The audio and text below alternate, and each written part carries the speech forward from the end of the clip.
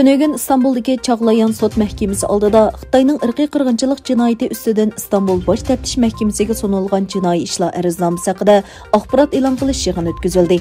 Bayonotda Xitayning Uyg'urlarga qarshi irqiy qirg'inchilik jinoyati sodir qilayotganligi, mazkur jinoiy qilmishga chetilgan Xi Jinpingdan boshlab jazo lageri mas'ullari, Xitoy bexatarlik idorasi amaldorlaridan 115 kishining ismlarining Bosh Taftish Mahkamasiga bildirilganligi bayon qilindi.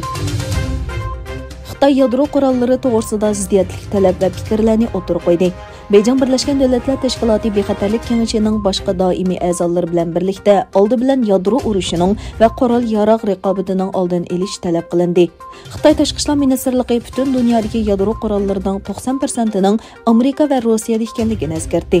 Beijing hukumati Washington va Moskvadan yadro zapsini azaytishni talab qildi. Amdilikda bo'lsa, Xitoy doiralari o'zining yadro qurollarini davomli zamonaviylashtirayotganligini e'lon qildi. Germaniyadagi Uyg'urlar 2022 yili Xitoyda o'tkaziladigan Beijing qishliq olimpik tanharkat musobaqasini boykot qilishni talab qildi. Poytaxt Berlindagi tarixiy Brandenburg darvozasi oldida yuzlagan kishi Dunyo Uyg'ur qurultayining chaqiriqi bilan Beijing qishliq olimpik tanharkat musobaqasini boykot qilish namoyishiga qatnashdi.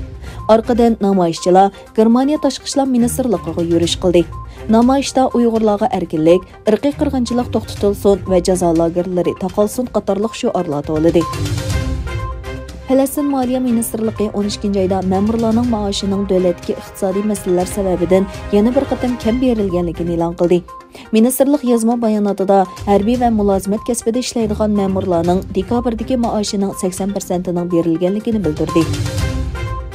Amerikadagi donglik avtomobil shirkati Tesla Xitoyning irqiy qirg'inchiligi davomlashayotgan Sharqi Turkistonda yangi setish do'koni ochdi. Urumchida ochilgan setish do'koni ommaviy taratqularda tanqidga uchirdi. Bo'libmi amerikaliklar Tesla shirkatining bu harakatining to'g'ri emasligini o'tirib qo'ydi.